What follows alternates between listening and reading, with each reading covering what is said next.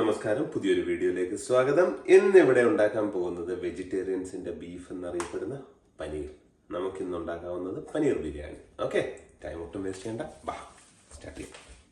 ആദ്യം തന്നെ നമ്മൾ പനീർ എടുക്കുക. പനീർ ചെറിയൊരു ക്യൂബായിട്ട് കട്ട് ചെയ്യുക. അതൊന്ന് ചെറുതായിട്ട് നമ്മൾ മാരിനേറ്റ് ചെയ്യണം. അതിനായിട്ട് കുറച്ച് ടെർമറിക് പൗഡർ ഇതിൻ്റെ മുകളിൽ ഒന്ന് ചെറുതായിട്ട് സ്പ്രിങ്കിൾ ചെയ്ത് കൊടുത്താൽ മതിയാവും.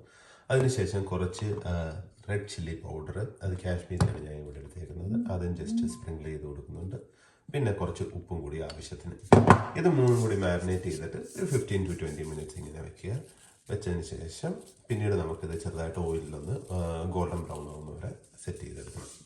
പറഞ്ഞ മസാല ഇട്ടതിന് ശേഷം കുറച്ച് ഓയിലും കൂടി ഇടുക. അതിനുശേഷം ഒന്ന് നല്ലപോലെ മാരിനേറ്റ് ചെയ്ത് വെക്കുക. ഇതുപോലെ നേരത്തെ പറഞ്ഞ പോലെ ഒരു 20 മിനിറ്റ്സ് നമുക്ക് റെസ്റ്റ് ചെയ്യാൻ വയ്ക്കാം. അപ്പം തന്നെ ആദ്യം പാൻ വെച്ചതിന് ശേഷം അതിലേക്ക് കുറച്ച് ഓയിൽ ഒഴിക്കുക. ഓയിൽ ഒഴിച്ചതിന് ശേഷം നമ്മുടെ പനീർ ഒന്ന് ചെറുതായിട്ട് ഗോൾഡൻ ബ്രൗൺ ആവുന്ന വരെ ഒന്ന് സെറ്റ് ചെയ്തെടുക്കുക. പനീർ ഇങ്ങനെ ചെയ്യുമ്പോൾ എന്നാ പറ്റുമെന്ന് പറഞ്ഞാൽ നമുക്കൊരു നല്ല ക്രിസ്പിനെസ് കിട്ടും. അതേപോലെ തന്നെ ഇത് പിന്നീട് ഒത്തിരി അങ്ങ് മുറിഞ്ഞു പോകില്ല. കാര്യം എന്ന് പറഞ്ഞാൽ ഇത് നല്ല ഡെലിക്കേറ്റഡ് പ്രോഡക്റ്റ് ആണ്. സോ വന്ന് നമ്മൾ ദമ്മൊക്കെ ചെയ്ത് കഴിയുമ്പോൾ എടുക്കുന്ന സമയത്ത് ഇത് പൊടിഞ്ഞു പോകാനുള്ള സാധ്യത കൂടുതലാണ്. സോ ഇങ്ങനെ ഒന്ന് ചെയ്ത് കഴിയുമ്പോഴത്തേക്കും നല്ലൊരു ക്രിസ്പിനെസ്സും കൺസിസ്റ്റൻസിയും ഇതിന് കിട്ടുന്നതായിരിക്കും. അപ്പം നമ്മളിത് പനീർ ഏകദേശം നല്ലപോലെ ഗോൾഡൻ ബ്രൗൺ ആയിട്ടുണ്ട്. ഇനി ഇതെടുത്ത് നമുക്ക് വേറൊരു പ്ലേറ്റിലേക്ക് മാറ്റാം. സോ ഹാർഡ്ലി ഒരു 1 മിനിറ്റ് ഒരു സൈഡിൽ ഇട്ടാൽ മതിയാവും. അത് കഴിഞ്ഞ് തിരിച്ച് അടുത്ത സൈഡ്, അങ്ങനെ 4 സൈഡ് നമ്മളാവുന്നുണ്ട്. ഒത്തിരി അങ്ങ് ഗോൾഡൻ ബ്രൗൺ ആവാനും പാടില്ല. ഒരു മിനിമൽ കൺസിസ്റ്റൻസിയിൽ വന്നിട്ടുണ്ടായിരുന്നു. അപ്പം നമ്മൾ പനീർ വറുത്തെടുത്ത ആ സെയിം ഓയിലിലേക്ക് തന്നെയാണ് ആദ്യം തന്നെ കുറച്ച് പട്ട, ഗ്രാമ്പു, ഏലക്ക, കുറച്ച് ജീരകം, കുരുമുളക്, ഇതെല്ലാം കൂടി ഒന്ന് ഇട്ട് വെക്കുകയാണ്. ഇത് റൈസ് ഉണ്ടാക്കുമ്പോഴും നമുക്ക് സെപ്പറേറ്റ് ആയിട്ട് വേണം. അതുകൂടാതെ നമ്മൾ ഇപ്പോഴൊന്ന് ആഡ് ചെയ്യുകയാണ്. ഏകദേശം മൂത്ത് വന്നിട്ടുണ്ട്. അതിലേക്ക് നമ്മൾ ഒരു 2 സവോള സ്ലൈസ് ചെയ്തത് ആഡ് ചെയ്യുന്നുണ്ട്. അതേപോലെ തന്നെ 2 പച്ചമുളകും കൂടി ആഡ് ചെയ്യുന്നുണ്ട്. ഇതിനെ ഇപ്പം നല്ലപോലെ ഒന്ന് സോട്ടായി കാണണം. അപ്പം നമ്മുടെ ഒണിയൻ ഏകദേശം നല്ല ഗോൾഡൻ ബ്രൗൺ ആയിട്ടുണ്ട്. ഇതിലേക്ക് നമ്മൾ 2 സ്പൂണ് ജിഞ്ചർ ഗാർലിക് പേസ്റ്റും കൂടി ആഡ് ചെയ്യുന്നുണ്ട്. ഇനി ഇതിപ്പോൾ നല്ലപോലെ ഒന്ന് സോട്ട് ചെയ്തിട്ടുണ്ട്.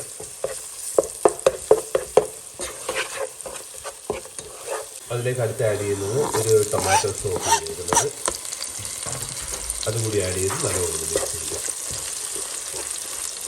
ഇനി നമ്മൾ കുറച്ച് മസാല ആഡ് ചെയ്യുകയാണ്. അതിനുവേണ്ടി ഒരു 1/2 സ്പൂണ് ടർമറിക് പൗഡർ, ഒരു 2 സ്പൂണ് കാശ്മീരി ചില്ലി പൗഡർ, പിന്നീട് കുറച്ച് ബിരിയാണി മസാല ആഡ് ചെയ്യുന്നുണ്ട്. അത് നമുക്ക് ഏത് ബിരിയാണി മസാല അവൈലബിൾ ആണെങ്കിലും അത് നമുക്ക് ഇടാവുന്നതാണ്. പക്ഷേ ഹൈദരാബാദി ബിരിയാണി മസാല ഉണ്ടെങ്കിൽ അത് അടിപൊളി ടേസ്റ്റ് ആയിരിക്കും വരുന്നത്. നമുക്കതൊന്ന് ട്രൈ ചെയ്ത് നോക്കാവുന്നതാണ്. അത് ഇല്ലാത്തവരാണെങ്കിൽ കുഴപ്പമൊന്നുമില്ല, നമുക്ക് ഗരം മസാല വേണമെങ്കിലും ആഡ് ചെയ്യാവുന്നതാണ്. ഇത് നല്ലപോലെ ഒന്ന് ഇട്ടതിന് ശേഷം ഇതെല്ലാം കൂടി ഒന്ന് മിക്സ് ചെയ്യുക.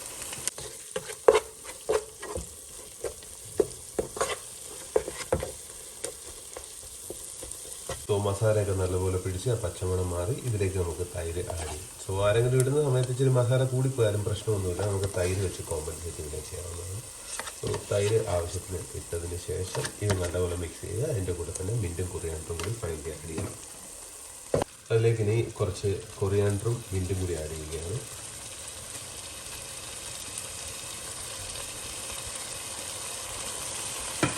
ഇപ്പം നമ്മുടെ മസാല ഏകദേശം സെറ്റ് ആയിട്ടുണ്ട്. ഞാൻ ഇതിനകത്തോട്ട് ഒരു സ്വല്പം ചൂടുവെള്ളവും കൂടി ഒഴിച്ചു കൊടുത്തിട്ടുണ്ടായിരുന്നു. ചൂടുവെള്ളം ഒന്ന് ഒഴിച്ചു കൊടുത്തതിന് ശേഷം ഒന്ന് നല്ലപോലെ മിക്സ് ചെയ്യുക. മിക്സ് ചെയ്തതിന് ശേഷം നമ്മൾ നേരത്തെ സോട്ട് ചെയ്ത് വെച്ചിരിക്കുന്ന പനീർ ഉണ്ടല്ലോ, അതും കൂടി ഇതിനകത്തോട്ട് ആഡ് ചെയ്ത് കൊടുക്കുക. സോ പനീർ ഓൾറെഡി റെഡി ആയിട്ടുണ്ടായിരുന്നു, അതും കൂടി നമ്മൾ ഇതിനകത്തോട്ട് കൊടുക്കുക.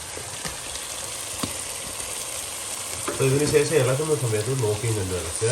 പൊടിഞ്ഞു പോകാനുള്ള ചാൻസ് ഉണ്ട്. അത് അവോയ്ഡ് ചെയ്യാനായിട്ട് കറക്റ്റായിട്ട് അതൊന്ന് മിക്സ് ചെയ്തെടുക്കുക.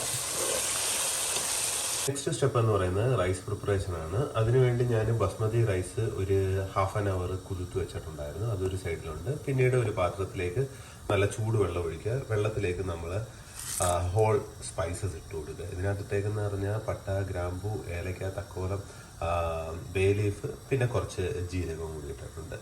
ഇതെല്ലാം കൂടി ഒന്ന് സെറ്റായി വരും. അതിൻ്റെ കൂടെ തന്നെ നമ്മൾ ഈ സമയത്ത് തന്നെ ഉപ്പ് ആഡ് ചെയ്ത് കൊടുക്കുക.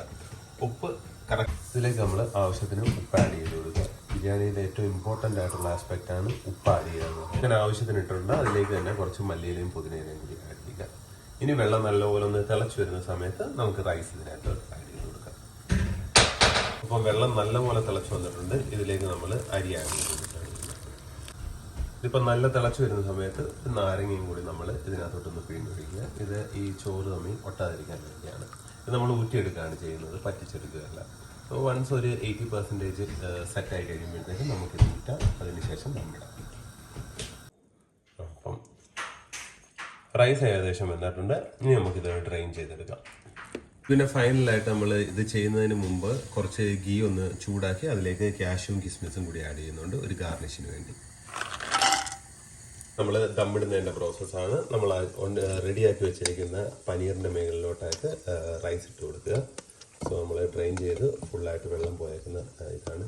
സോ റൈസ് കാണുമ്പോൾ തന്നെ നമുക്ക് മനസ്സിലാവും ഇത് ഒട്ടിയിട്ടില്ല, കറക്റ്റ് വേവാണ്. ഇനി ഒരു 10% കൂടി വെന്താൽ മതിയോ. അത് ആ വൺസ് ദമ്മിലിട്ട് കഴിയുമ്പോൾ അപ്പോൾ റൈസിൻ്റെ പരിപാടി ഏകദേശം കഴിഞ്ഞിട്ടുണ്ട്. ഇതിൻ്റെ മേളിലേക്ക് കുറച്ച് മല്ലിയിലയും ഇതും കൂടി ഇടുക. പിന്നീട് നമ്മൾ നേരത്തെ ഗീയിൽ സെറ്റ് ചെയ്ത് ചെയ്യുന്ന കാഷ്യൂം കിസ്മിസും അതും കൂടി അതൊന്ന് റൊട്ടേറ്റ് ചെയ്തിട്ട് കൊടുക്കുക.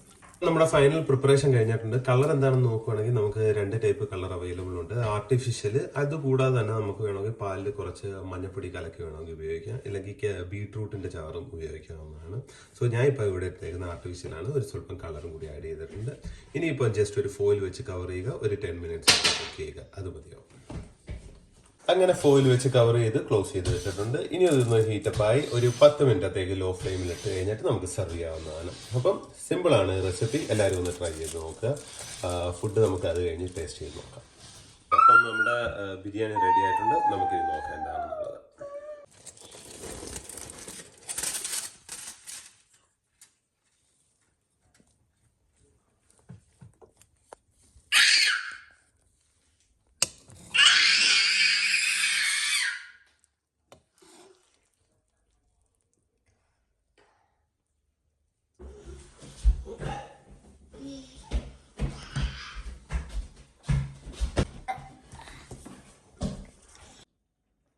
നല്ല സൂപ്പർ ടേസ്റ്റ്, കൊള്ളാം. ഒരു ക്രിസ്പിനെസ് ഉണ്ട് ഇതിന്, നമ്മൾ നോൺ വെജ് കഴിച്ച പോലെ ഉണ്ട്.